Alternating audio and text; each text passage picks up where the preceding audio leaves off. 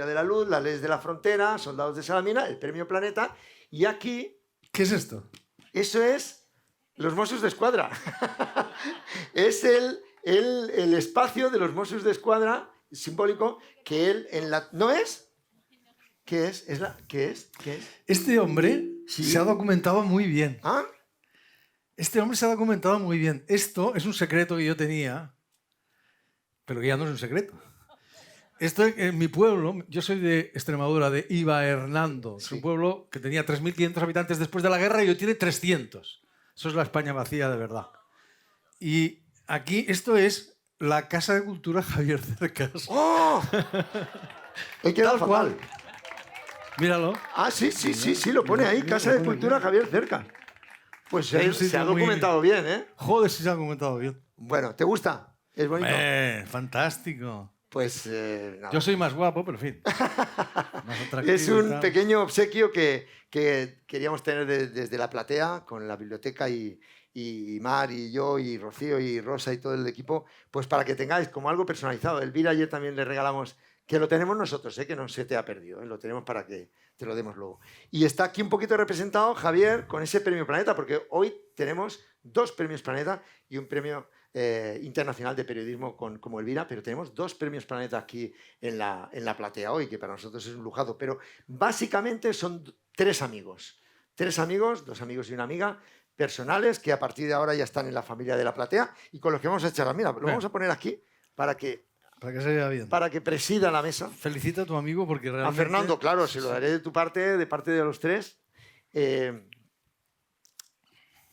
Un Javier Cercas que tenemos el lujazo de tener espectadores como Javier, como Lorenzo Silva y Elvira Lindo, que podéis hacerle preguntas, si queréis, si habéis leído algún libro. Pero fáciles. Sí. Fáciles, por favor, fáciles.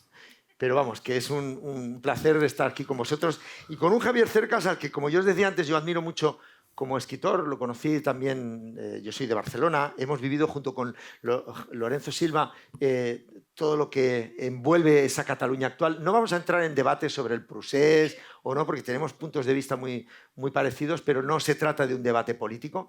Pero sí que es verdad que en torno a la situación de Cataluña, su última trilogía, la de Terra Alta, va de ese Mossos d'Esquadra que, como recordáis, fue uno de los héroes de los atentados de Barcelona. En fin, que trataremos un poquito de hacer un repaso por su trayectoria literaria, pero me interesa mucho el que conozcan cómo ve la literatura Javier Cercas, un autor de los que, bueno, pues se han traducido muchísimas obras, pero sobre todo tiene una línea muy destacada. Él decía, yo no soy periodista. De hecho, tú consideras que el periodismo es mucho más importante de lo que el gran público puede entender, pero tus obras tienen un marcado carácter de investigación. Incluso las novelas, pues como El móvil, tal vez se aleje un poquito de la investigación periodística, pero Anatomía de un instante, El impostor, incluso los de Terra Alta, la trilogía de Terra Alta, hay una investigación periodística que hace que te documentes como si fueras, más que un historiador, un relatador de la actualidad, ¿no? Javier Cercas es periodista, es escritor, es un contador de historias. Yo es que la verdad es que considero que el periodismo es algo demasiado serio para que yo me considere periodista. Esa es la verdad. O sea... yo no he estudiado periodismo, no he estado nunca en una redacción, no en absoluto. Simplemente resulta que escribo 2 veces, ya ves, al mes, en un periódico, que es verdad que es el periódico más leído de nuestra lengua y tal, y por eso se leen esos artículos, pero eso no me permite... Y me han dado premios de periodismo. Ayer os decía que cuando me han dado premios de periodismo, que tú mereces y que muchísimos periodistas merecen, siempre digo lo mismo. Oiga, soy un impostor, me siento un impostor, porque hay gente que realmente que son verdaderos periodistas y que hace un trabajo periodístico, etcétera, etcétera. Y yo, pues bueno, pues se lo agradezco mucho, por supuesto. Yo siempre... ¿Es un reconocimiento? Siempre acepto los premios, a menos que te los dé el Ku Klux Klan, siempre los acepto. Sí, sí. Porque quien rechaza un premio es porque quiere 2. Básicamente. El que ya le han dado y el que le da a la prensa por rechazarlo. ¿Verdad? Es como quien rechaza un elogio es porque quiere dos. ¿Verdad? Estoy mirando a mis colegas porque ellos lo saben muy bien, ¿no? Si ustedes me dicen, oye, Javier, me ha gustado mucho tu libro, y yo digo, no, no. Entonces ustedes dicen, sí, sí, ahí está el segundo elogio. Entonces, yo acepto todo, pero el periodismo es una cosa muy seria. A ver, yo sí me alimento del periodismo. O sea, como me alimento de tantas otras cosas, como todo novelista hace, ¿no? Yo me encuentro, mira, esto me ha ocurrido más tal vez con las novelas anteriores a las novelas de la Terra Alta, pero, por ejemplo, qué sé yo, una novela que se titula El impostor. Yo me encontraba un periodista y me decía, oye, Javier, este libro tal, esto es una crónica, ¿verdad? Es una crónica periodística. ¿Sí? Y yo le decía, sí, es verdad, es una crónica periodística. Y luego me encontraba un historiador y me decía, oye, esto es un libro de historia, ¿verdad? Y yo le contestaba, pues sí, pues es verdad, pues es un libro de historia, tienes razón, pues sí, claro, aquí está Auschwitz, no sé qué, el pasado, bla, bla, bla. Y luego me encontraba un filósofos que me decían, ah, no, no, pero por supuesto, esto es un libro de filosofía, porque esto es una reflexión sobre la verdad, sobre la mentira, tal y cual. Y yo decía, sí, es verdad. ¿Sabes? Y a todos les decía la verdad, porque de algún modo esas novelas participaban de muchos géneros. O sea, la novela tiene esta capacidad de... La novela es un animal omnívoro, que se lo come todo, que lo devora todo, que participa de todo. Entonces el novelista tiene que ser un poquito, a veces historiador, un poquito periodista, un poquito filósofo, un poquito periodista, un poquito, ¿verdad? Todas estas cosas. ¿Para qué? Pues para hacer un artefacto que se llama novela y que creó un tipo que asombrosamente era español, que se llamaba Miguel de Cervantes, y que nos dijo, hagan ustedes lo que les dé la gana. Eso es lo que nos dijo básicamente Cervantes. Esa es la gran lección de Cervantes. Y nos dio un artefacto que es eso, un banquete con muchos platos. Esas son las novelas. Tú lo puedes meter ahí absolutamente todo, lo que cuenta es que el resultado sea bueno. Así que, periodista, o sea, os agradezco mucho a los periodistas que digáis que soy periodista. Yo no me siento periodista. Y agradezco mucho a los historiadores que me digan, no, no, porque tú, tal, lo agradezco mucho y lo celebro. Y también hay gente que se lo toma mal, ¿eh? También hay historiadores que creen que los novelistas les estamos haciendo la competencia. Eso existe, por supuesto. Ahora se están riendo Lorenzo y Elvira, pero es la verdad. Intrusismo, ¿no? Que sois claro, o que le estás haciendo la competencia a un periodista. Y no es así, claro. Porque ni la novela pretende suplantar a la historia, ni pretende suplantar al periodismo, ni pretende suplantar... Es una forma de conocimiento particular. A mí cuando me preguntan qué es la literatura, yo siempre digo una cosa muy sencillita, pero a la vez que creo que es cierta. La literatura es antes que nada un placer, como el sexo, pero también es una forma de conocimiento, como el sexo. Por eso cuando alguien me dice que no le gusta leer, lo único que se me ocurre es darle el pésame o acompañarle del sentimiento, porque es como alguien que dice que no le gusta el sexo. Los placeres de la vida, claro. Y eso es lo único que cuenta, ¿no? Bueno, es un gran defensor y sobre todo un gran lector de Cervantes. Y él sigue, en todas sus intervenciones, entrevistas, hay un libro, que es El Quijote. De él parte todo y sigue estando la historia de la vida en El Quijote. Sí, pero es que la gente se asusta. Cuando acabamos de mencionar El Quijote y todo el mundo ya está asustado. Lo estoy viendo en las caras de todo el mundo. Todo el mundo está asustado, porque tú mencionas El Quijote y la gente, Dios mío, El Quijote. Joder, prepárate, que pones en posición de firmes, primer tiempo de saludo, etcétera, etcétera. El Quijote, la gente buscaba, es un libro que está escrito para catedráticos de la Universidad de Málaga o de la Universidad de Oxford. Nada más falso, nada más lejos de la realidad. El Quijote no es nada de eso. El Quijote es un libro popular. Es un libro escrito para la gente. Es un libro que en su época fue un bestseller fenomenal, sí, sí. Que leían hasta los analfabetos, como le gustaba recordar a Cervantes en la segunda parte. Lo leían hasta los analfabetos porque se leía en voz alta, en las ventas y en las posadas. Y Cervantes no era precisamente un escritor prestigioso. No sé si lo hubieseis invitado aquí a Laurín, pero prestigioso no era. Yo he dicho muchas veces, Cervantes, y esto lo digo completamente en serio, nunca hubiese ganado el premio Cervantes. O lo hubiese ganado, pero con escándalo de la crítica, con gran escándalo y protesta de la crítica. Este escritor popular que lee todo el mundo. ¿A quién conoces? Claro. Entonces, hay un inmenso malentendido con ese libro, que antes que nada es un libro extraordinariamente divertido. Extraordinariamente gracioso. Es 20.000 cosas más. Porque la literatura es antes que nada placer. Es antes que nada entretenimiento. Por desgracia, un día leía un titular de este chaval Alex de la Iglesia, el director, que me encantó. Decía, en España el entretenimiento es pecado. Es perfecto, porque es verdad. O sea, aquí, vamos a ver, la literatura seria no puede ser entretenida. La literatura seria es un coñazo, básicamente, ¿verdad? O sea, para la crítica en general es así. O sea, un libro que es entretenido y que la gente se lo pasa bien, no, eso no es serio, eso no. Tiene que ser... Esto es terrible. Igual que se dice... Es un drama, esto es una catástrofe, porque perdóname que interrumpa porque me pone... No. O sea, la gran literatura no es aburrida. La gran literatura es divertida. Las obras maestras son obras maestras porque la gente le encanta. O sea, Cervantes... Transmite del boca a oreja. Claro, Cervantes es eso. Shakespeare es lo mismo o peor. Shakespeare no era... Es que Shakespeare prácticamente en su época no era literatura. Era entretenimiento para gente que iba allí a ligar en las obras de teatro y tal, como a Lope y como a Calderón, todos estos.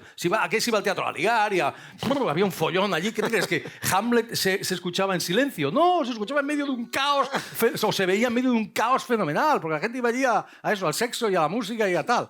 Entonces, el problema, perdóname, y me gusta mucho decirlo aquí, Sí. es que es que tenemos una idea, o sea, vivimos en medio de supersticiones literarias. Y una de las principales, o sea, de ideas caducas, tóxicas, que no sirven, pero que las aceptamos como dogma de fe, en particular en el medio literario, del cual hay que huir como de la peste. No, esto es así. Yo, afortunadamente, hasta los 40 años no lo conocí. A los 40 me encantó conocerlo, porque quería conocer escritores y tal y cual. Y a los 40 y medio yo me había vuelto a mi casa, porque... No podía ser aquello. Me hace mucha gracia, perdón el paréntesis, Sí. estaba contando Lorenzo que la indigencia, hablaba Lorenzo de la indigencia. Mi caso es igual o peor, no sé, tendríamos que contar si es igual. A la par. O peor, porque yo hasta los 40, quiero decir 40, yo Soldados de la Mina lo publiqué con 39 años. Y hasta ese momento es que no me leía nadie, me leía mi madre, como decía mis hermanas, que tengo 4, pero no todas, y algún amiguete por ahí y tal.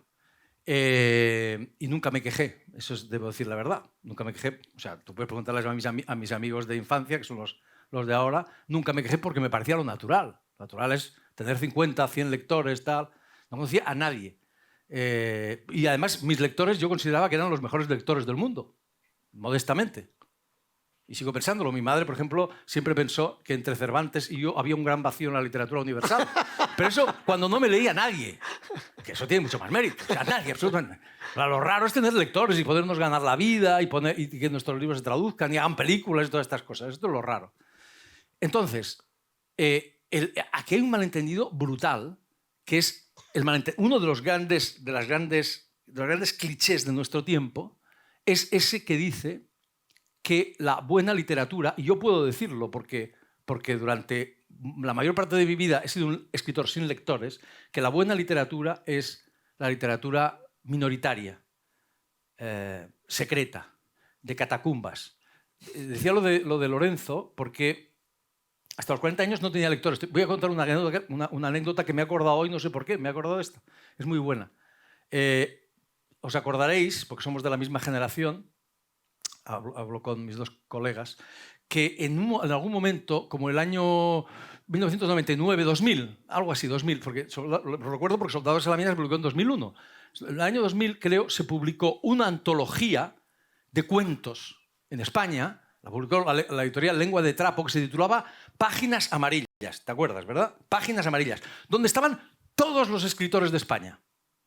Claro, Páginas Amarillas, todos los escritores de mi generación, excepto yo. Yo no estaba. Tú tampoco. ¡Joder! ¡A tú tampoco! ¡Oh! ¿Y el mío tampoco? ¿No estabais? Bueno, ¿en serio? Fantástico. Bueno, pues yo creía que era el único. Bueno, impresionante. Debíamos ser los 3. Pero tú habías publicado ya, Elvira. Fíjate, pues yo creía que estaba todo... Bueno, Páginas Amarillas se supone que es Páginas Amarillas, ¿no? Donde está todo el mundo. Una guía de... Claro, una guía donde está todo el mundo. Yo no aparecí. Entonces yo tenía un amigo, muy amigo, en aquel momento muy amigo, que luego se hizo muy conocido cuando se murió, claro. Antes no. Estas cosas pasan, que era Roberto Bolaño, un escritor chileno, maestro, ¿no? Claro, un gran escritor, pero después de muerto. O sea, antes de muerto no existía. Y cuando era bueno era cuando estaba vivo. No hace falta, no sé si tengo que recordarlo. Bueno, y entonces me acuerdo que me llamó, él estaba al tanto de todo, y me dice, oye, Javier, ¿has visto? Hay una antología, Páginas Amarillas, aquí está todo el mundo, menos tú. Yo dije, ya, Roberto. Por si se te había pasado. Ya, pero ¿qué quieres que haga? Me dice, tú, nunca se me olvidará, tú tienes un enemigo muy poderoso por ahí, que te ha suprimido, que te ha eliminado del mapa. Yo dije, pero no, Roberto, hombre, si esto sí que no me conoce nadie, coño. ¿No te das cuenta que a mí no hace falta, no tengo ni enemigos por no tener? Bueno, entonces, ¿por qué? Ah, no, esto por lo de Lorenzo. Claro, o sea, eso es lo normal, pues esto, te pasabas la vida escribiendo y yo creía que toda mi vida iba a ser así. O sea, mi vida iba a ser... Yo estaba, además, muy satisfecho y contento con mi trabajo en la universidad, en Gerona, perfecto, pues Sí, toda la vida... Además dabas clases ahí. Claro, ¿no? toda la vida, pues eso, escribiendo así, mis novelas, y quien las leía, bueno, mi madre y tal, pues ya alguno lector más pillaría por ahí, y se acabó. No había ningún problema ni ninguna queja. Esa es la verdad. Cuando yo veo escritores de 30 años o de 20 años que dicen, es que no nos podemos ganar la vida, y digo, pero mancebo, pero ¿tú qué estás escribiendo? ¿Qué es esto? Pero, Dios mío. Bueno, entonces, una de las... y es bueno que lo diga después de contar esta anécdota. Uno de los clichés más... de los tópicos más tóxicos que existen y más falsos que existen en la literatura de nuestro tiempo, y además es muy reciente, es ese que dice la literatura... la buena literatura es solo la minoritaria, de catacumbas, tal, la secreta y tal. Esto es una tontería como una casa, que además nunca ha sido así.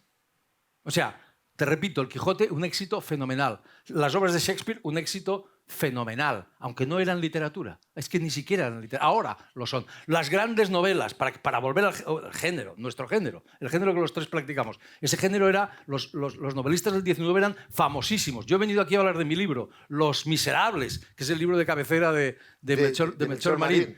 Un bombazo fenomenal en su época, que lo leía todo el mundo, a Dickens, a Balzac, hasta los poetas. No sé quién dijo, creo que fue George Steiner, dijo... Lord Byron era tan famoso como Paul McCartney, como el Beatle. Y es verdad. O sea, eran estrellas. Y no estoy diciendo con eso que solo la literatura popular sea buena literatura. Sería estúpido. Sería una estupidez similar a la contraria, ¿no? A la larga, sí. La buena literatura, a la larga, siempre acaba siendo popular. Lo decía Lorenzo. Kafka, joder, es verdad, en su época nadie lo leía por una buena razón, y es que prácticamente no había publicado, ¿verdad? Novelas ninguna, y sus relatos... Sí, pero digamos novelas, ¿no? La Metamorfosis, digamos que es un relato, una novela o tal, ¿no? Pero vamos, sí, tenía sus lectorcitos y tal, pero nada. Y en cambio hoy es uno de los escritores, vamos, más populares del mundo, ¿no? Hasta hay un adjetivo kafkiano, ¿no? Lo que quiero decir con eso no es que solo la buena literatura popular la literatura popular sea la buena literatura. Lo que quiero decir es que no necesariamente es mala, primero, y que lo mejor, y sobre todo digo esto, que lo mejor que le puede ocurrir a la literatura es que vuelva a ser popular, que vuelva a decirle a la gente cosas importantes, relevantes, ¿verdad? Que no se encierre en las cómodas catacumbas, ¿verdad? Ahí pertrechado, leyéndose los unos a los otros, claro, y diciendo que bien escribe este porque escribe una cosa que nadie va a leer y así no hay ningún problema. Ese es o sea, más que la literatura popular, reivindico la popularidad de la literatura. Y eso es posible. Pero para eso, para que la literatura sea popular, para que la literatura le diga a la gente, al lector común y corriente, que es el único que cuenta de verdad, no el catedrático de Oxford, sino el lector común y corriente, no el crítico literario de no sé dónde, sino el lector común y corriente, para eso hay que salir a campo abierto y en buena lid pelear por decir cosas importantes y valiosas. Entonces, no sé por qué decía todo esto, pero no, era por la defensa de la literatura popular, porque... No, de la popularidad, ¿no? De la popularidad, o sea, y porque hay una creencia, bueno, no sé si la palabra es esa, de que los bestsellers necesariamente son malas obras, porque como se vende mucho, eso es algo que reivindican algunos de los escritores de bestsellers. Es que yo no sé qué es un bestseller. Claro, primero definamos que se vende mucho. Bueno, pues ese es el objetivo, ¿no?, de la literatura también. Otra cosa es que sea muy popular y sea vacío, pero El Quijote era un bestseller. Sin la más mínima duda. Hay grandes obras que han sido muy vendidos y dices, bueno, es que es una buena novela, no necesariamente. Otra cosa es que se le dé la moda de los escritores. Otra cosa es que haya escritores que se piensen que son Cervantes y que lo que tienen es muchos seguidores, pero eso es otra cuestión. ¿De dónde nace tu vocación literaria? Quiero decir que en tu casa no vienes de una familia de escritores que has mamado un poquito pues, los libros, sino que tú has leído como cualquier joven. Leí en un sitio que ayer le preguntaba a Elvira, ¿cuáles han sido tus referentes de juventud? ¿No? Y tú decías joyas literarias, aquellas cómics, ¿no? Que eran grandes obras que tenían su dibujo, que todos hemos leído. ¿Eso decía Elvira? No, Elvira, sí, tú también habías leído esas novelas de los 5 y Enid Blyton. Todos hemos tenido esa referencia. Agatha Christie, ¿no? Me imagino. Y tú sí que habías leído literatura juvenil, eso. No, pero, y no se llamaba joyas literarias juveniles o clásicos juveniles, que eran... fíjate, Sí. ¿los tienes aún? ¿Los guardas? Ah, claro, esas novelas de aventuras que como un adolescente te hacían evocar. En algún momento pensabas, yo quiero ser escritor. Es como muchos directores. Vi esa película y dije, quiero ser director. Y luego no sé qué parte hay de fantasía ahí. Yo ¿En tu caso? Ya lo tengo yo muy racionalizado, porque claro, te lo preguntan muchas veces y ahora yo ya lo he ido entendiendo. O sea, ¿de dónde nace la vocación de un escritor? Es complejo. Siempre hay muchos factores. Pero en mi caso hay un factor, y creo que no es el único caso, que es decisivo. En mi caso es particular, pero seguro que puede extenderse por ahí. En mi caso hay un factor que es el desarraigo. ¿Qué es el desarraigo? Es así. Esto, una vez me pasó una cosa curiosa, es que me pidieron, esto es cuando te lo piden, vamos, yo salí pitando, o sea, dije, sí, encantado. Era muy especial, muy friki. Me pidieron ir a conversar al Vaticano con un cardenal acerca de religión. Yo no soy... yo me he educado como católico, mi familia es católica, pero yo no soy creyente, y me pidieron si quería ir a conversar con un cardenal al Vaticano. Y yo dije, sí, pero vamos, por supuesto, acerca de literatura y fe era el tema, literatura y religión. Y yo dije, sí, por supuesto, vamos, o sea, voy como sea, me da igual, no. Y efectivamente fui, el cardenal se llama, está vivo, cardenal Ravasi. Era como el ministro, yo creo que todavía lo es uno de los hombres más próximos a Francisco, el Papa. Se llama Ravasi, era como el ministro de Cultura, un hombre que resultó ser, yo no sabía quién era, resultó ser un hombre encantador, cultísimo, no sé cuántas lenguas, ha escrito montones de cosas, y además es un hombre con un gran sentido del humor, un tipo estupendo, realmente. Tuvimos una conversación, entonces yo le dije a este hombre, y eso no sé, yo creo que está en YouTube, yo le conté, o sea, entonces digamos que pensé más seriamente sobre el asunto. Y la cuestión es la siguiente, es muy sencillo, pero hay que explicarlo. Yo soy hijo del desarraigo, de un desarraigo doble. Por un lado, un desarraigo físico, o sea, geográfico. Es decir, yo soy un español común y corriente, también un catalán común y corriente, o sea, un hijo de la migración. Yo tenía 4 años, vivía en este pueblo, o sea, nací en este pueblo de Extremadura, que se llama Iba Hernando, al lado de Trujillo, y mi familia se marchó mi padre, ¿no? a Gerona. Ese para mí, mi familia era una familia muy arraigada, mi padre, mi madre, todo el mundo era allí, mi abuelo, etcétera, etcétera. Nos marchamos y para mí eso es un hecho absolutamente decisivo. Decisivo porque yo pues perdí, digamos, la orientación. Yo estaba en mi familia, era una familia muy protegida, mis abuelos, muy grande. Además éramos los ricos del pueblo. En cuanto salíamos del pueblo éramos pobres, pero en el pueblo éramos ricos. Y ahí ahí ocurrió algo, era un cierto sentimiento de orfandad. Yo recuerdo, lo primero que recuerdo es el día en que llegué a Gerona. Es uno de los primeros recuerdos que tengo. Gris, lloviendo, ese es el primer recuerdo. Aquí no hay nadie, no te va a proteger nadie. Tienes a tu padre y a tu madre, pero se acabó todo. Un sitio totalmente distinto, con una lengua distinta, porque en Gerona se hablaba catalán de verdad, con una cultura distinta. Oiga, estamos hablando de que tardabas día y medio en llegar allí. Es como ir a China. ¿Qué va? Más que ir a China. O sea, era irte a un mundo totalmente distinto. Y ahí había un cierto sentimiento de orfandad, de desarraigo. Pavese, Cesare Pavese, el gran escritor italiano, decía una cosa que yo he repetido muchas veces porque me he sentido siempre muy identificado con ella. Dice, la literatura es una defensa contra las ofensas de la vida. La primera ofensa era esa, tú estás en un sitio donde no eres nadie. Y además, con el añadido de que en verano, cada verano volvía a mi pueblo. Y te volvías a sentir muy importante, porque eras el hijo de Blanca y de José y el nieto de no sé quién, no sé cuánto, y eso te creaba una especie de vida a horcajadas. a medio camino entre un sitio y Porque otro. luego volvías a la Luego orfandad. volvías y tal. Hay un primer desarraigo. Yo creo que para mí la literatura fue eso, un instrumento de defensa. Yo tenía que agarrarme a algo. Yo no sé sé cuál es la primera película que vi, que la vi en mi pueblo, pero no sé cuál es el primer libro que leí porque leí siempre. Pero hubo uno que te cambió un poquito, que era San Ahora Manuel, voy a eso. San Manuel Bonomar. Ahora voy a eso. Todo esto se lo contaba al cardenal porque hablé un doble desarraigo. El desarraigo geográfico y el desarraigo, digamos, espiritual, por decirlo de alguna manera, o religioso.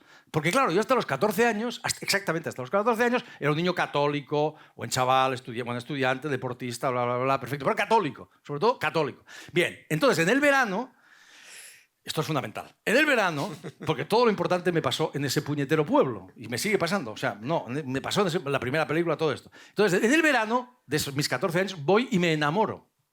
En mi pueblo, en verano, como un berraco, como si uno se enamora a los 14 años. A lo bestia, a lo bestia. A lo bestia, por primera vez. Entonces, cuando me voy a 1000 kilómetros, me separo de la chica a 1000 kilómetros, de lo único que tengo ganas es de colgarme del cimborrio de la Catedral de Gerona.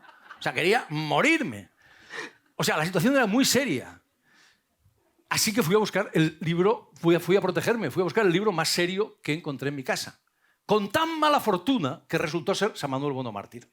Como todos ustedes recuerdan, San Manuel Bonomártir, una brevísima novela de Unamuno que trata de un sacerdote, San Manuel, que ha perdido la fe y que pese a ello sigue predicando a sus feligreses porque considera que sin la fe se verán perdidos en el mundo. Bien, pues yo en ese momento leí ese libro, perdí la fe, nunca más la recuperé, dejé el deporte, empecé a fumar, a beber cerveza y entré en una especie de caos moral. De confusión. De confusión moral de la cual todavía no me he recuperado. Esa es la verdad. Porque, no, hablo en serio, hablo en serio. Esto parece un chiste, pero es la verdad. Además me puse a leer todo Unamuno, que este cabrón en realidad solo quiere que te líes. Es lo que quiere, básicamente. Él lo dice además explícitamente, la confusión, eso es lo que enriquece. Pues mira, aquí tienes la confusión. Más imposible. Claro. Entonces, de ahí hablo, es así. O sea, yo fui, es así de fácil. Sí, el cardenal también se reía, claro. Entonces, yo fui a buscar en la literatura una especie de sustituto, de sucedáneo de la religión, de las certezas, de la seguridad. Esto lo he entendido con el tiempo, naturalmente. Antes ni siquiera me atreví a contarlo. De las certezas, de las seguridades que te proporcionaba la religión, lo cual es un grave error. Pero cuando lo descubrí era demasiado tarde, por supuesto. Es un grave error porque la literatura, la buena literatura, nunca te da certezas. La buena literatura te da más preguntas, más incertidumbre, más desasosiego, más... Sí. ¿No? Eso es lo que te da la buena literatura. Dices que la novela está para generar incomodidad, pero Claro. sobre todo escribir... A cambio del placer. Y escribir es como fabricarse una identidad.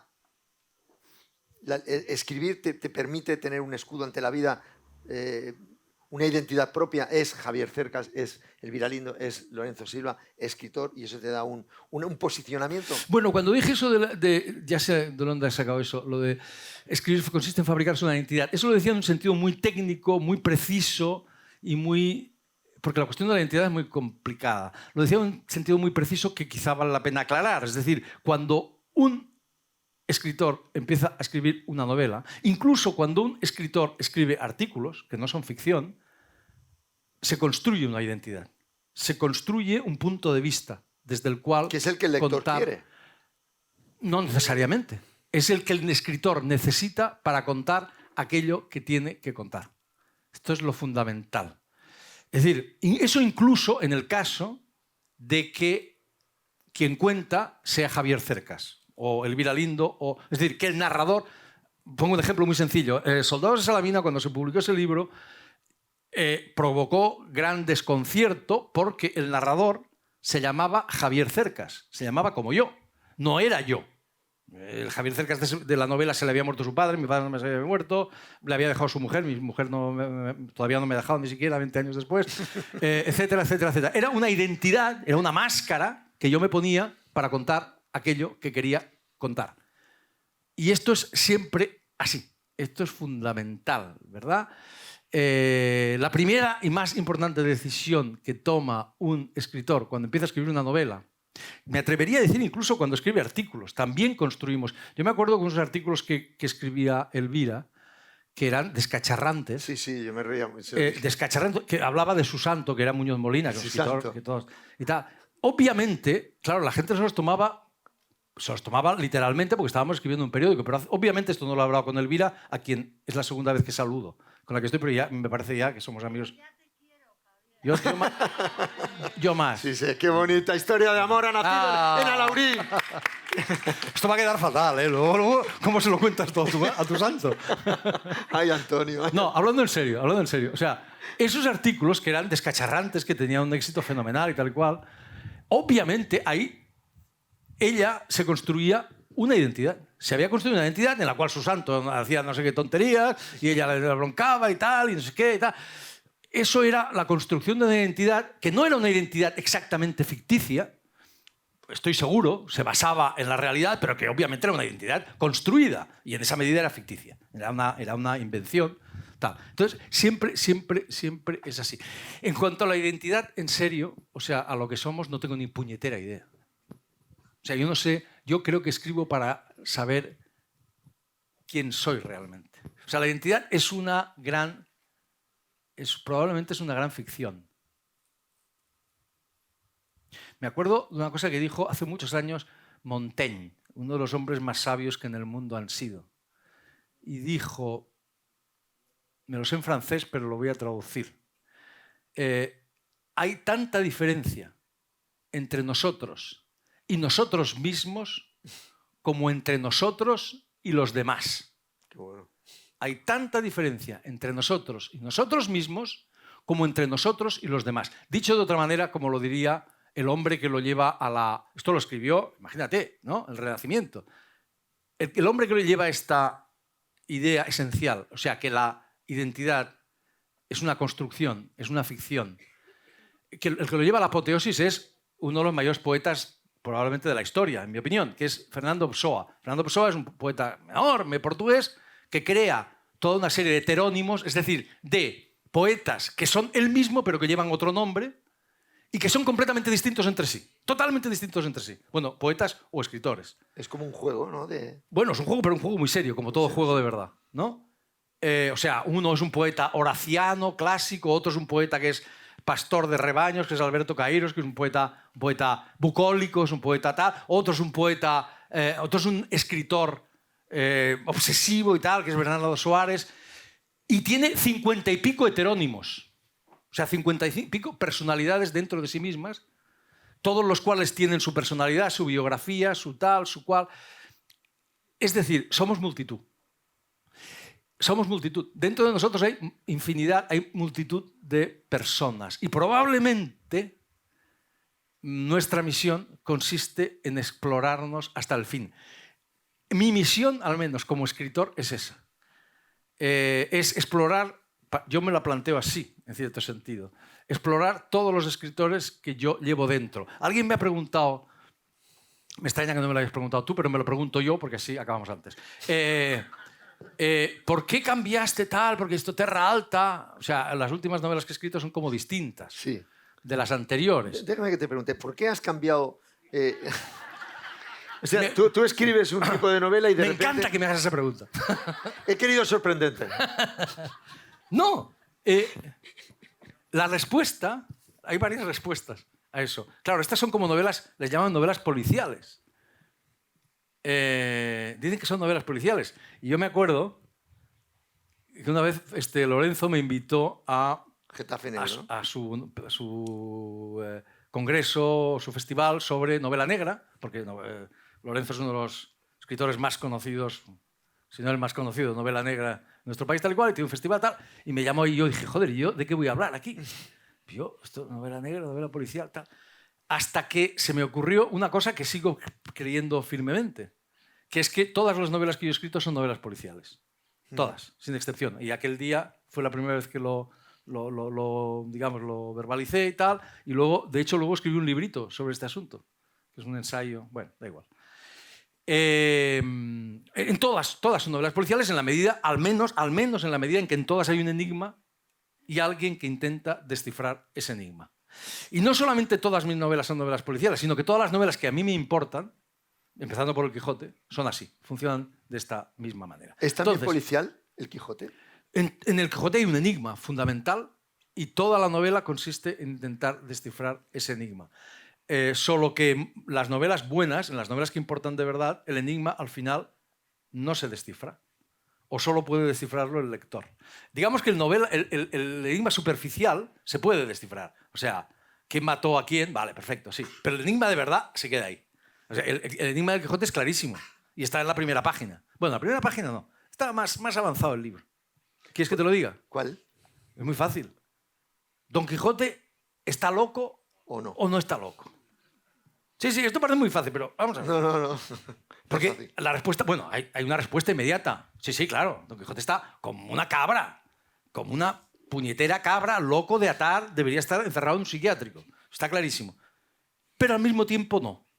Pero al mismo tiempo es un tío de una lucidez absolutamente extraordinaria, capaz de discurrir con la máxima lucidez acerca de los problemas más complejos, desde la literatura hasta la filosofía, la justicia, todo. A eso yo le llamo un punto ciego. Eso no tiene solución. Así que ese enigma no tiene solución, ¿no? El Quijote, que decida cada uno. Oye, es un loco muy raro, que al final de su vida va y recupera la lucidez. ¿Qué clase de locura es esa? Por ejemplo, se vuelve cuerdo, ¿verdad? Sí. ¿Qué clase de locura es esa? ¿Está loco o no está loco? Entonces, al final te pregunta, ¿estaba loco o no? Esa pregunta nos hacemos muchos de los, al menos yo, no quiero ser portavoz, cuando acabas de leer El impostor, ¿salvas a Enric Marco?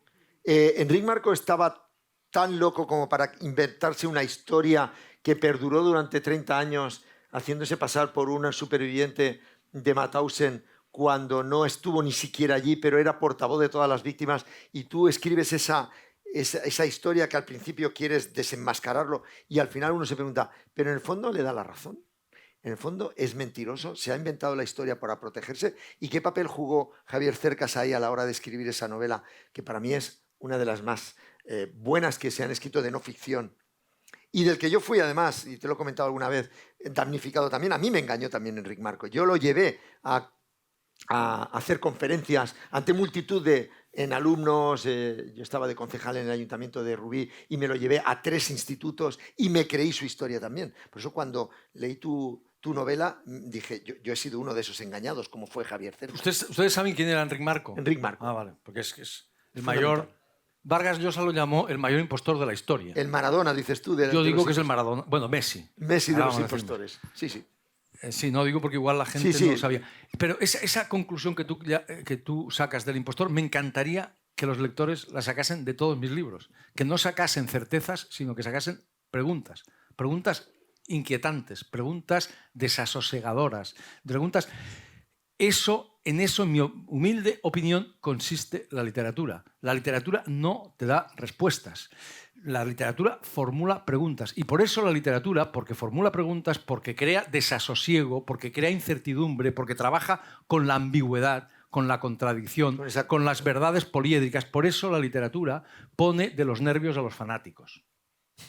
Las novelas, perdón, no la literatura, las novelas. Pone de los nervios a los fanáticos, los vuelve locos. Quieren suprimirla, quieren matar como a Salman Rushdie. Porque los fanáticos lo que quieren es o blanco o negro. No me vengas con tonterías, por favor. O sea, o blanco, o Enric Marco era un hijo de la gran puta, o no, o hizo muy bien en lo que hizo. Pero no me compliques la vida. Y eso la novela no trabaja así. No sé. Bueno, tú imagínate lo que es plantear un tema así cuando hablas de asuntos como la Guerra Civil Española. Vienen todos los fanáticos a triturarte, a matarte y a decirte que eres un equidistante y que eres un, ¿verdad? Y tú que estás en favor de los fascistas, que estás blanqueando el fascismo y tal y cual.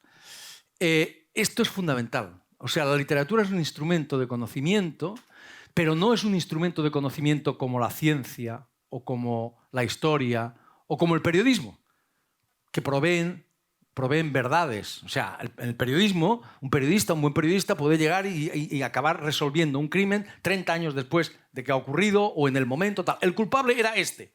Esto es una verdad clara, inequívoca, taxativa, no hay vuelta atrás. En la ciencia, esto es así, aunque se puede revocar. En la historia, es que esto es lo que ocurrió, porque acabo de encontrar un documento que lo certifica. Eso es la verdad de la ciencia, eso es la verdad de la historia, la verdad de la literatura nunca es esa. En cierto modo es exactamente lo contrario. Las verdades de la literatura son que Don Quijote está loco y no está loco.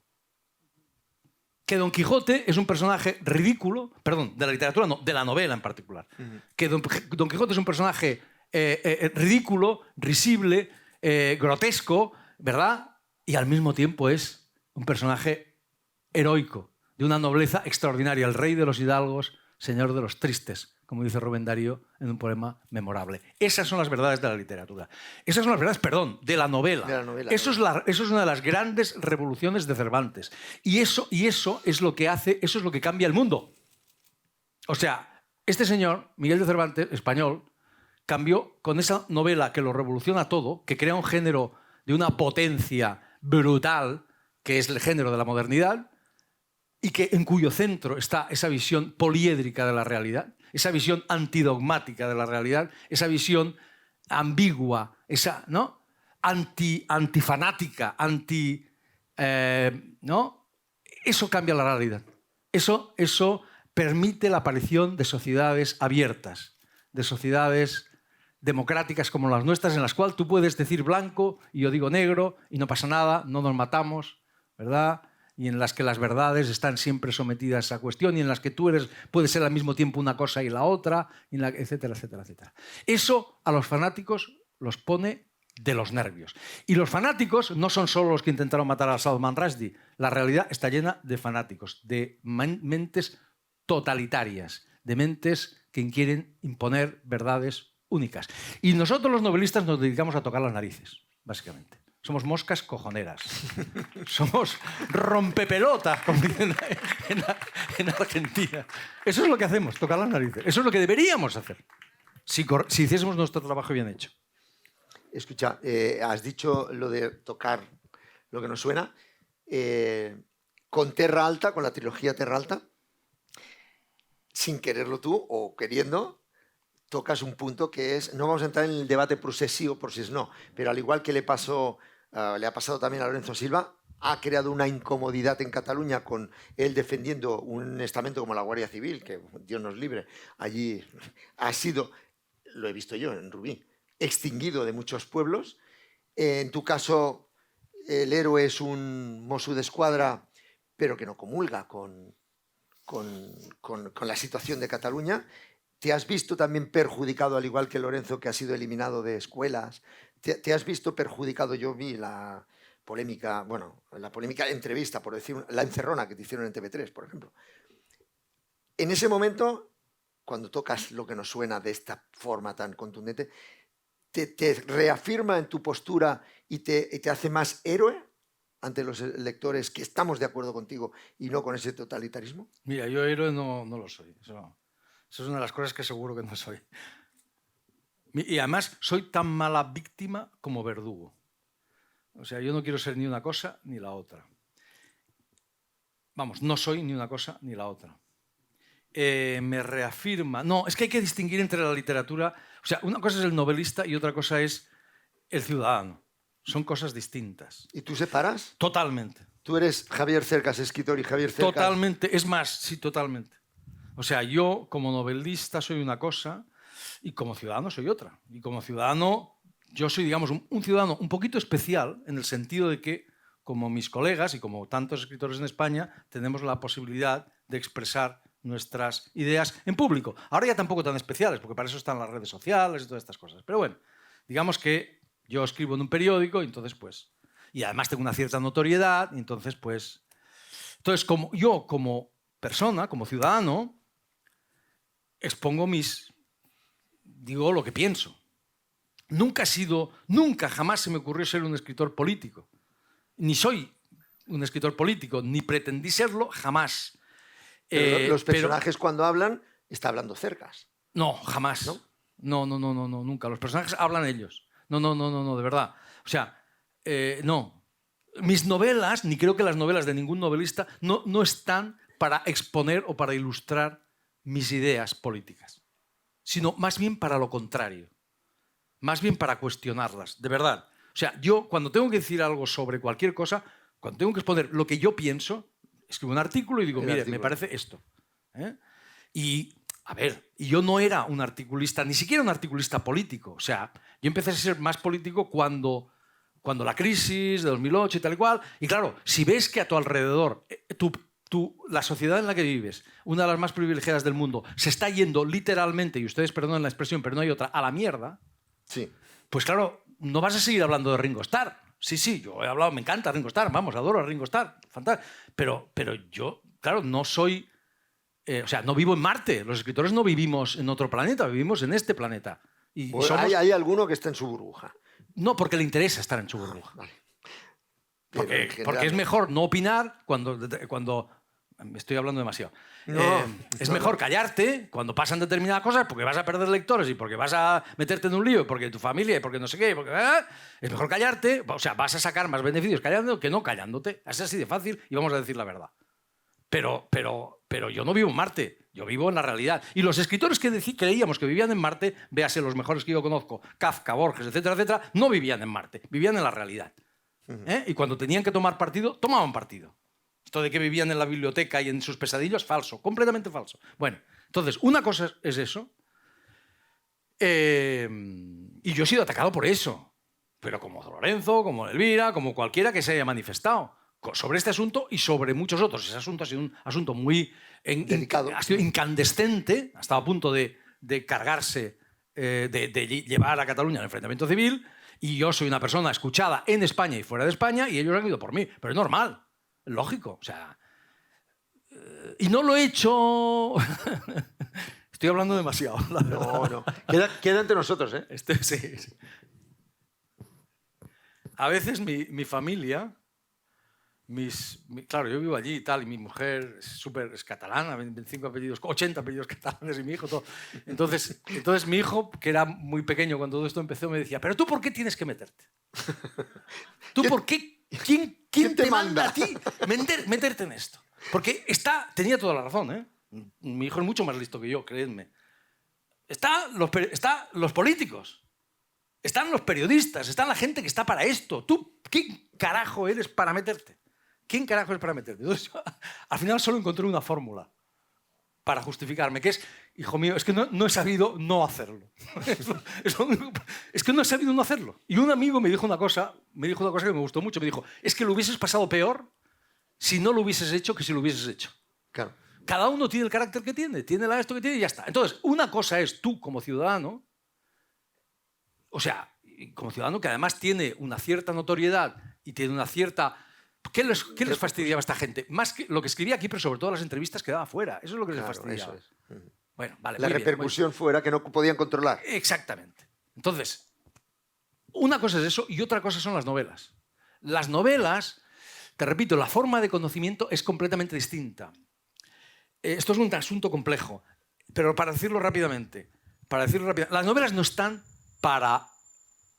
no están para decir sí o no.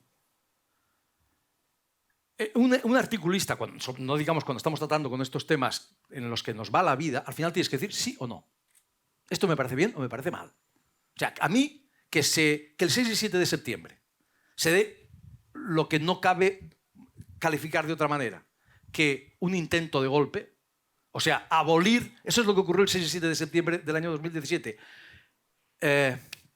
derogar la Constitución catalana, el Estatuto de Cataluña, sin tener la más mínima legitimidad para ello y violar durante meses anteriores y en ese momento de manera sistemática la Constitución, aplastando los derechos ya no de la mitad de los catalanes, sino de todos, porque se hizo sin la más mínima... Esto es lo que se hizo. Lanzar un golpe el día 6 y 7, intentar legitimarlo el día 1 de octubre con el famoso referéndum, bueno, el referéndum fraudulento y intentar culminar... Bueno, cuando eso ocurre, cuando la sociedad a tu alrededor se divide por completo y se crea un ambiente, una atmósfera que Josep Fontana, el patriarca de los historiadores catalanes, filo independentista en su vejez, o independentista en su vejez, calificó como un clima prebélico. Estoy completamente de acuerdo. Si en Cataluña hay un muerto ese día, lo estábamos hablando antes, desayunábamos con Lorenzo, y cualquier persona que haya vivido aquello lo sabe, hay un muerto, el conflicto es seguro, y un conflicto de consecuencias incalculables. Entonces, cuando eso ocurre a tu alrededor, yo solo lo he vivido esa vez, y nunca lo voy a olvidar, nunca, y creí que nunca lo iba a vivir. Tú no puedes decir es que yo estoy, o sea, no sé, bueno, a lo mejor hay gente que puede decirlo, yo no pude callarme. Y tuve que decir, esto me parece mal. Y lo digo aquí, lo digo en el New York Times y lo digo donde haga falta, porque me parece mal, esto no se hace, punto. Eso nunca lo hace un escritor, un novelista. Un novelista trabaja con la ambigüedad, trabaja con la contradicción, trabaja con las verdades. Un novelista, yo como novelista, lo que hago es poner en cuestión mis propias convicciones. Esto es lo que hace, para mí, un novelista. Eso lo hiciste también en Anatomía de un instante, donde dices que la guerra civil termina el 23 de febrero del 81 con el intento de golpe de Estado de Tejero. También al analizar una situación histórica en España como esa, te cuestionas algo, porque es una novela de no ficción, pero en el fondo no es un relato periodístico. Ese es un libro raro, pero me has cambiado el tema. Pero bueno, bien. No, porque sí me lo cuestiono, sí, claro. No, ahí me lo cuestioné todo. Al hilo de cuestionarte, tú te posicionaste ahí. También cuestionabas. Sí. Pero lo de que la guerra civil acaba... Eso lo leí en una entrevista que dijiste. Esto lo afirmo sin la más mínima duda. O sea, la guerra civil no duró 3 años, como dicen los libros de historia. Duró 43, como mínimo. Porque el franquismo no fue la paz, esto es una obviedad, fue la guerra por otros medios. Eso es lo que fue el franquismo. Entonces, podemos elegir, digamos, el fin de la guerra es el año 78, digamos, sería la fecha convencional, porque es el momento en que hay una constitución que permite a la gente, a todos, convivir pacíficamente, con unas leyes que todos elegimos, bla, bla, bla, etcétera, etcétera. Pero para mí, ese día, y eso es lo que intentan mostrar, lo que descubrí, perdón. Un escritor no intenta demostrar nada, un escritor descubre, o al menos yo, como escritor, lo que descubrí es que ese día, mejor dicho, en el momento en que 3 personas totalmente distintas, un secretario general del Partido Comunista que no creía en la democracia ni por el forro, stalinista toda la vida, etcétera, etcétera, un militar franquista que había hecho la guerra con Franco, que había estado siempre en el franquismo, que por supuesto no tenía ni idea de lo que era la democracia, y el secretario general, el último secretario general del Partido Único, o sea, el Movimiento Nacional, Adolfo Suárez, el militar era Gutiérrez Mellado y el secretario general del Partido Comunista era Santiago Carrillo. El día en que esos 3 hombres, en el instante en que esos 3 hombres, ninguno de los cuales venía de la democracia, ninguno de los cuales había querido a lo largo de su vida en la democracia, los tres estaban de algún modo vinculados por extrañas relaciones, etcétera, etcétera. En el momento en que esos 3 hombres deciden jugarse la vida por la democracia, porque se jugaron la vida. Sí. Solo hay que ver las imágenes. Ninguna duda. Ahí empieza la democracia. Ahí termina la transición de verdad. Ahí terminan 2 siglos de permanentes golpes de Estado militares. Ahora hemos empezado con los nuevos golpes de Estado, que son los golpes de Estado civiles postmodernos, ¿verdad? Pero los golpes militares acaban ahí. Y ahí empieza la democracia. Y ahí termina la guerra civil. La guerra civil empezó, como todas las guerras, fue violenta, pues fue una guerra, y la transición fue un intento de acabar sin violencia, al menos sin violencia física. Sí hubo violencia, pero terrorismo, etcétera, etcétera. Y terminó con otro golpe. Empezó con un golpe y terminó con otro golpe. Con un golpe frustrado, porque el del 36 fue un golpe frustrado, que luego provoca la guerra, o que degenera en guerra, y el del 81, que fue un golpe también frustrado. Entonces, sí, eso lo creo, pero yo no lo sabía cuando empecé a escribir. Yo no sé, mis colegas aquí presentes, cómo trabajan ellos, pero yo primero, no escribo para demostrar nada, eso jamás. Eso, si acaso en un artículo intento razonar por qué pienso tal cosa, pero nunca en una novela. Yo opero a base de obsesiones. O sea, a mí lo que me lleva a escribir son las obsesiones. Es decir, ese libro en concreto yo lo escribí pura y simplemente porque una noche, 25 aniversario del golpe de Estado del 23 de febrero, estaba en mi casa. Es verdad que había escrito un artículo para Italia, para la República, me parece tal, hablando de mi experiencia de aquel día y tal, cosa que hemos hecho todos los escritores españoles, yo no lo había hecho. Y entonces esa noche, ya a las 12 de la noche, con un whisky delante, en aquella época había whisky, eso es muy importante, Estoy allí y veo por cuántas miles de veces hemos visto la entrada de los golpistas en el Parlamento español. Yo les digo siempre a la gente de fuera cuando hablo de este libro, les digo, miren, vayan ustedes a un hotel español, pongan la televisión, hagan zapping y al cabo de 5 minutos me juego lo que quieran a que aparecen las imágenes de Tejero entrando en el Parlamento español, porque es que la hemos visto miles de veces. Pues yo la veo por enésima vez y de repente digo, ahí va. ¿Y estos 3 tipos qué hacen ahí? ¿Por qué se quedan en su sitio? ¿Por qué uno se levanta y el otro se queda en su sitio? Incluso y no se envalentona con un armado. ¿Por qué no hacen lo que hace todo el mundo? Los parlamentarios de aquel momento, lo que hay que hacer. Los parlamentarios de aquel momento, alguno en particular, se enfadan mucho con... Bueno, todos los que estaban ahí están muy enfadados con ese libro. ¿Por qué? Porque creen que yo pienso que son unos cobardes. No, yo nunca he dicho que sean unos cobardes, jamás. Lo normal cuando te disparan, y más en un sitio muy pequeñito, el hemiciclo del Congreso es una cosa pequeñísima. Es absolutamente increíble que no hubiera muertos o que no hubiera heridos. Es muy raro. Hubo ráfagas de ametralladora lanzadas a voleo totalmente. Lo que debían hacer era lo que hicieron. Yo particularmente me hubiese metido en el sótano, vamos. Me voy al sótano directo. ¿Por qué? ¿Qué impulso? ¿Por qué? ¿Y por qué precisamente esos 3 tíos? Porque de Gutiérrez Mellado, bueno, puedes entenderlo, era un militar. Yo he hecho la mili todavía y un militar no puede tolerar que unos tíos se le rebelen. Gutiérrez Mellado había hecho la guerra. Intuitivamente más o menos lo entiendes. Carrillo era el primero que iban a matar. O sea, el diablo con patas para los que entraron allí.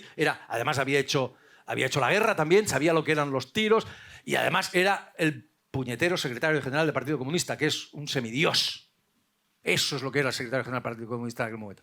Bueno, más o menos lo entiendes, pero Suárez, que en realidad es el protagonista de la imagen, yo no lo entendía. ¿Por qué? ¿Qué hace ese tío ahí? Yo lo despreciaba a Suárez.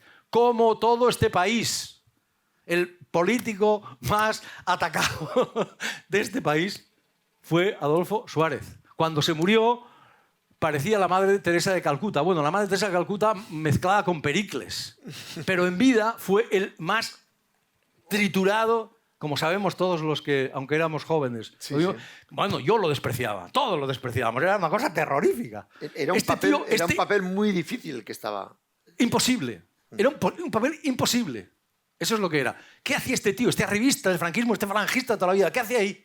Bueno, tú me decías si me cuestioné a mí mismo. Me lo cuestioné todo. Solo acabo ya. Yo quería escribir una ficción cuando empecé ese libro. Acabé escribiendo un libro que no es una ficción, aunque es una novela. Créeme, me pasé 4 años, creía que no iba a salir de ahí, a tiempo completo. Yo empecé escribiendo una ficción, al final decidí que no podía ser una ficción por razones que podría explicar, y al principio pensaba que Adolfo Suárez era un cantamañanas y un tipo... Sí, y al final pensé que es el mejor político que ha habido en este siglo en España, sin duda. En el siglo pasado, quiero decir, que hizo una cosa imposible, literalmente imposible. No se podía hacer, nunca se había hecho. Esto no lo digo yo, lo dicen los politólogos.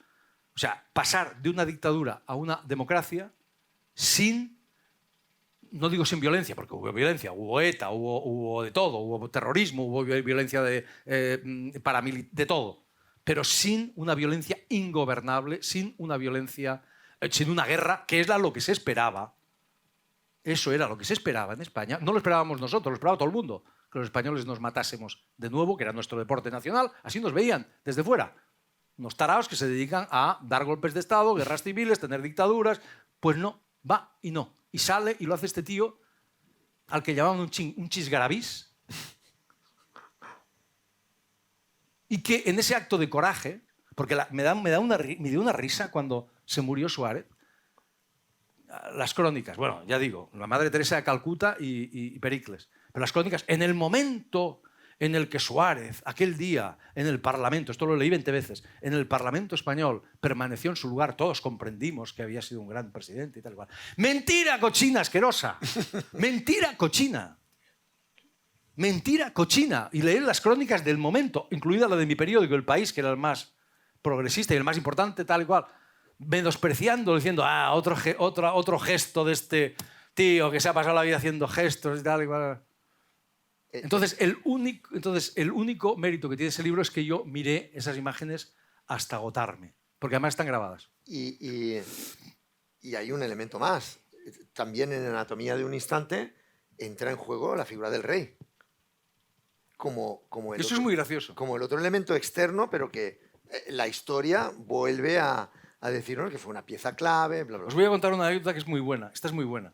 Dice, esta anécdota es genial, no es mía, ¿eh? O sea, si fuera mía, es puro azar, pero que lo dice todo en nuestro país, o dice muchas cosas de nuestro país. Cuando ese libro se publica, estamos hablando del año 2009 o 2008, o sea, la crisis está empezando y tal, pero la monarquía todo está normal, muy bien.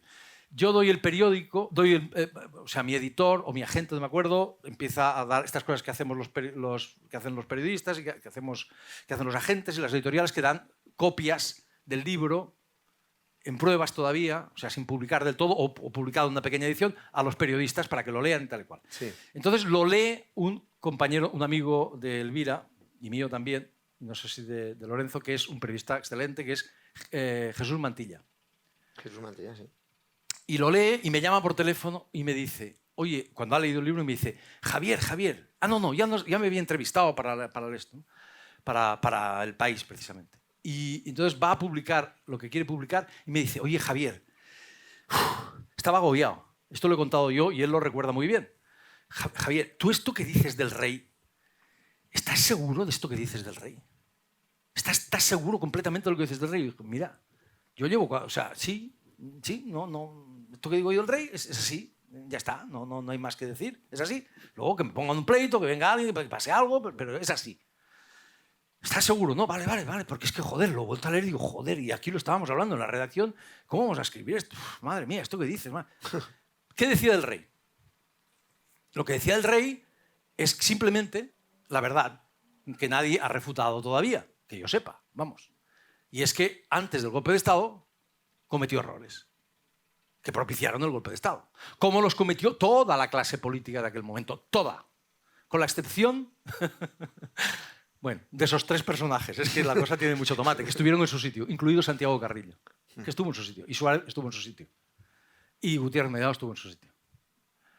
Pero toda la clase política cometió errores, toda, incluido el Partido Comunista, incluido el PSOE, incluido todo el mundo, y por eso hubo un golpe.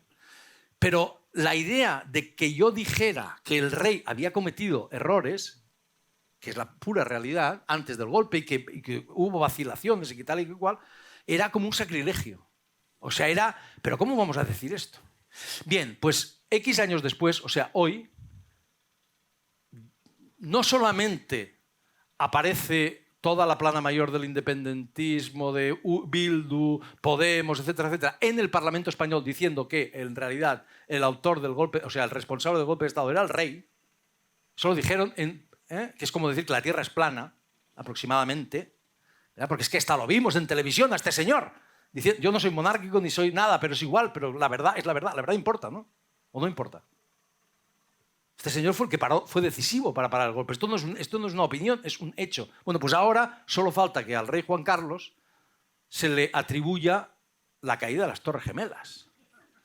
Pues estamos a punto ya. Ustedes se ríen, pero estamos a punto. Seguro que estaba con Mohamed Atta y tal y cual. Hemos pasado de babosear y de pelotear de una manera infame al rey a acusarle de todo y además sin juicio y sin nada. Esto es una vergüenza. Puñetera vergüenza. Bueno, sobre todo porque lo que nos está dando una lección de historia también. Yo creo que la charla, precisamente por tener tres invitados tan diferentes, ¿no? en su estilo de literatura, como es Elvira, Lorenzo y él, lo que estamos completando es el conocer un poco el arte, el oficio de escribir. Y con Javier Cercas, además, la filosofía de Javier, esa búsqueda de identidad. La verdad es que estaríamos mucho más rato, como ayer con Elvira y como nos va a pasar hoy con Lorenzo, pero es que él tiene un problema y es que el avión... no sé, ayer tuviste un problema también de espera, está sufriendo además, añadido a la dificultad que ya hay pues con un problema de controladores aéreos, ¿no? Que te tuviste 2 horas de... Bueno, como queremos que vuelva a Barcelona... Salvo y salvo. Salvo y no haya ningún percance, vamos a tener que dejar ya la charla tan interesante porque le da gusto escucharle hablar. agradeciéndole de verdad bueno, pues yo creo que conocemos un poquito más cómo es Javier Cercas. Mucha gente me dice, pues parecía más serio, Javier. Sí, yo soy Y muy es muy serio. divertido. Yo soy muy serio, sí. ¿Verdad que alguien ha descubierto a ese Javier que, como él decía, separo el ciudadano del escritor? Yo creo que tú siempre has sido muy claro el escritor, pero el ciudadano, precisamente como no te prodigas mucho, y eso te agradecemos que estés aquí con nosotros, pues te están descubriendo como... se hace un amigo, ¿verdad?, de él. Y como dice Elvira, lo quiere más, ¿verdad que sí? Se quiere mucho más. Me vas Te voy a hacer me vas a ruborizar. Bueno, No, yo doy muy bien de lejos, de cerca no. Ha sido todo un lujo charlar contigo. Lean sus novelas, al igual que las de Elvira y de Lorenzo, completan la visión de un buen amigo como es Javier, Lorenzo o Elvira.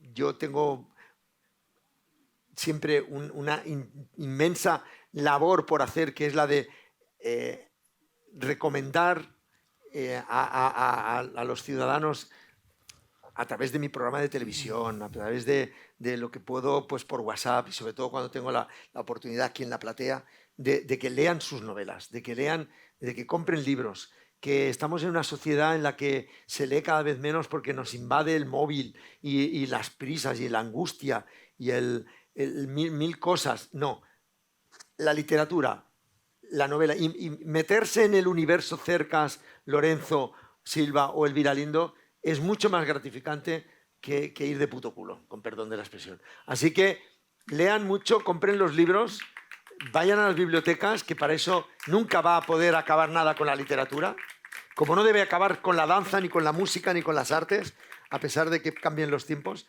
Y desde aquí lo único que podemos decir es muchísimas gracias, Javier. Gracias a ti, gracias a todos. Por perder un día y medio con nosotros, pero que para nosotros es inolvidable estar aquí contigo y por tu obra.